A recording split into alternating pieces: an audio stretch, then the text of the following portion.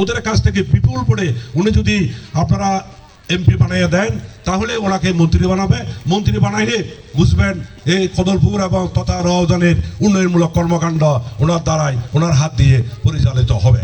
সেজন্য আমি আপনাদেরকে বিশেষভাবে অনুরোধ করব, এই যে আপনারা যে দেখতেছেন দাঁড়িপাল্লা এগুলি কোনো ক্যান্ডিডেট না, এবং যে গৌজিয়া কমিটি থেকে যারা এসে আমরাও গৌজিয়া কমিটি, আমরা মাসিকভাবে গৌজিয়া কমিটি প্রত্যেক মাসে মাসে ঘরের মধ্যে পালন করি।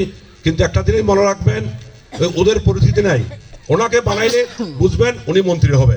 যদি মন্ত্রী হয় তাহলে অত্র এলাকা না সমস্ত চট্টগ্রামের উন্নয়ন হবে। ওরা অতীতে করেছেন উন্নয়নমূলক কর্মকাণ্ডের সাথে, ওনার আব্বাও জড়িত ছিলেন, এগুলি বলার দরকার নাই, এগুলি আপনারা সবাই জানেন।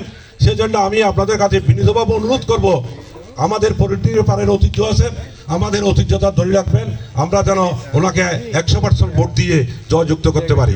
আমরা অতীতেও পলিটিক্যাল পারের মধ্যে সবসময় চৌধুরী পরিবারকে আমরা বিপুল ভোটে জয়যুক্ত করেছি। এখানে অনেক অনেক কিছু বলতে পারে, আমরা আজকে 40 বছর পর্যন্ত ওদের পরিবারের সাথে আমাদের সম্পর্ক, আমরা কোনো নেতার পিছনে যাই নাই, ওনার সাথে ছিলাম, ওদের পরিবারের সাথে ছিলাম। আমি আপনাদেরকে আপনাদের সন্তান হিসেবে, আপনাদের ভাই হিসেবে, আপনার এলাকার ছেলে হিসেবে আমি আপনাদেরকে বিশেষভাবে অনুরোধ করব, আমি ভোট কেন্দ্রে আসবো 12 তারিখ, আপনারা সবাই এসে সুন্দরভাবে সুশৃঙ্খলভাবে ওনাকে ভোট দিয়ে যেন প্রমাণ করতে পারি আমরা পলিটিক্যাল পার্টি থেকে সর্বোচ্চ ভোট দিয়ে ওনাকে জয়যুক্ত করতে পারি। এই বলে আমি আমার সংক্ষিপ্ত বক্তব্য শেষ করলাম। আসসালামু আলাইকুম।